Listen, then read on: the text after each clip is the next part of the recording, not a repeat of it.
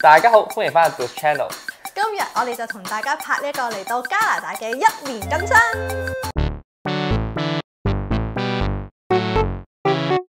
時間咧已經嚟到9月29號啊，其實咧就已經係1年嘅1個月啦。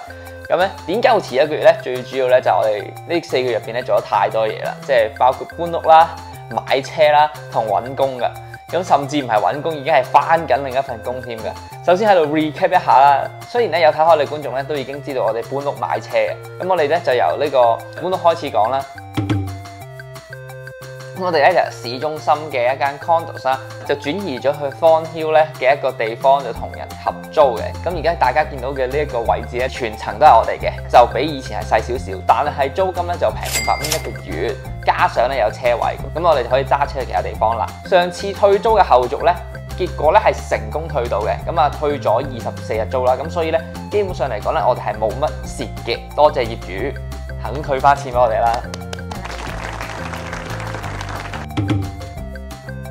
咁第二樣要講咧就係買車，雖然咧我哋已經有個買車科羅，而家我哋同屋主咧合資咧就買咗一架3500蚊嘅 Subaru 啊，揸咗差唔多1個月咁咧，其實咧都冇乜太大問題嘅，都係一個非常之筍嘅 deal 嚟嘅，因為咧呢個3500蚊咧已經係包咗 safety cert 啦，車主換咗新 brake 啦、新胎啦、新電池啦，仲要送多套新雪胎俾我哋。即係話，如果佢真正嘅價值嘅話，大概應該可能要5000蚊先成交到，但係我哋用3000蚊就買到翻嚟啦。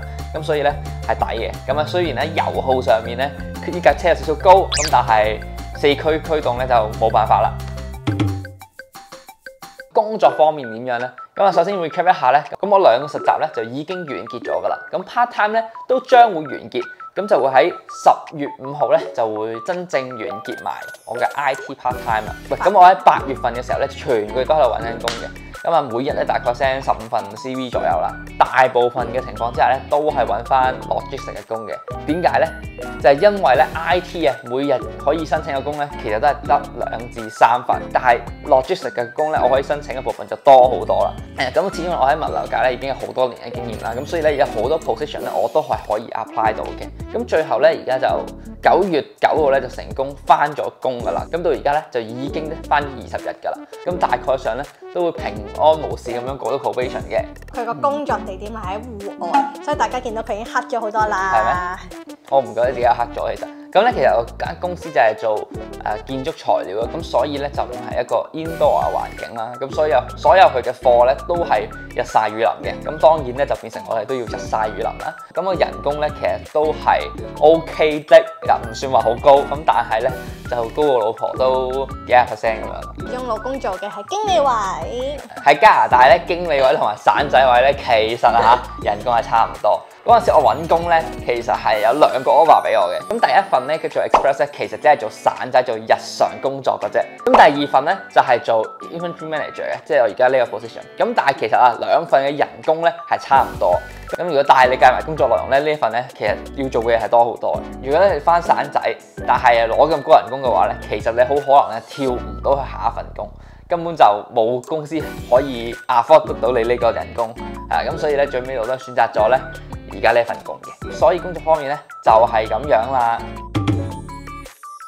好啊，咁講到呢度就已經講咗我哋呢4個月咧入邊做咗啲乜嘢啦。咁啊係時候 recap 一下我哋呢1年嘅目標究竟有冇達成啦。咁咧其實我哋上一年訂立咗目標就係唔會匯錢過嚟嘅。好慶幸咁同大家講，打2萬蚊現金嘅加資過嚟咧，就生存到今時今日啦。十分之慶幸咧，我哋達成咗呢個目標。咁嚟緊咧應該就會開始有盈餘啦，因為咧我開始翻工啦。咁雖然話我哋有盈餘咧，但係過往呢1個月咧，我哋太忙啊，就未有機會可以咧統計到我哋究竟有幾多盈餘。因為好似初步睇過咧，我哋1年嘅時候咧係冇盈餘嘅，係去到呢1-2個月之後先至開始有盈餘咯。之後咧就講我哋新1年嘅目標啦。咁新1年嘅目標咧，咁老婆咧就最主要你要考到呢個車牌啊，因為咧佢而家連 G1 牌都沒有啊。因為想當年就係諗住慳翻筆錢，因為冇咁多人工啊嘛。佢要考咗 G1 先，之後咧再讀個保險 course， 之後8個月之後就可以考 G2 啦。咁個時間上咧就比較耐啲，咁所以就等老公考咗先，咁然之後我再慢慢儲錢去考車啦。係啦，咁咧其實咧已經係有足夠錢有就帶老婆咧，死都唔去考車。咁所以新一年咧，呢個就係老婆嘅目標啦。我個目標咧係乜嘢咧？我個目標咧其實就係揾翻 IT 嘅全職嘅。咁雖然啊，而家呢一份工咧都足夠我生活，咁但係始終咧都唔係我 aim 嘅行業啊。咁始終咧都係想入 IT 呢一行啦。咁啊，雖然咧唔知幾時先做到，因為咧而家先至開始話減息，咁可能咧到真係有 effect 多啲工出現嘅時候，可能已經係2-3年之後。咁啊，但係都會盡力去揾呢樣嘢。咁啊，就算冇 full time 都好，我都希望可以揾到 IT 嘅 part time 咧，俾我去做住先咁樣嘅。第5樣嘢就講講我哋嘅 PR 情況啊。咁雖然咧我而家又揾到工啦，又換咗屋啦，又買咗車啦，好似所有嘢都 settle 晒咁樣。咁但係咧，其實 PR 咧我哋係仲未申請嘅。咁琴日咧我哋就去咗考 CELPIP 啦。咁啊，但係成績咧就未出。我咧就應該冇問題嘅，老婆就唔知合唔合格啦，可能要考多次咁樣。會合格嘅。拎到 CELPIP 嗰份報告之後咧，我哋就會去報 PR 啦。但係都仲要等老公嘅畢業證書送過嚟先得，因為其實我就已經儲夠鐘㗎，我只要等到我 CELPIP 成績出咗咧，我就可以 apply。相傳咧，你俾錢咧可以加快成個流程嘅，咁咧但係俾錢好似都係15蚊，咁若果加快到流程嘅話咧，我覺得都可以嘅，好過而家咧唔知等到幾時。咁之後啊，下一個星期啊，老婆就會離開加拿大啦。咁如果我申請 PR 之後嘅話，當我一入紙我就唔可以離開加拿大嘅啦嘛，所以就想入紙之前咧就去唞一唞放個假咁樣啦。咁而咁啱老公又揾到嘢做喎，咁就有資金上面嘅 support 我可以出國啦。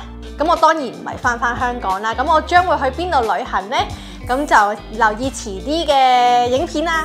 簡單嚟講就係老公一翻工，老婆就要使老公啲錢嘅，就係咁樣。最後咧，再講講我哋移居咗過嚟加拿大1年咧，對加拿大嘅感覺啦。天氣係好適合我嚟居住，因為我真係好憎香港嗰啲濕熱嗰啲天氣。咁即使話呢一度冬天會好凍，但係我哋so far過去嗰1年咧，都唔算話係好凍嗰種啦。暫時嚟講都覺得冬天都可以嘅。咁但係好似聽人講話上年嘅冬天係特別熱咯。另外，譬如其他好似譬如交通啊，咁呢一樣嘢一定係好入㗎啦。咁大家都應該知道 TTC 係成日壞車啦，跟住又勁污糟啦。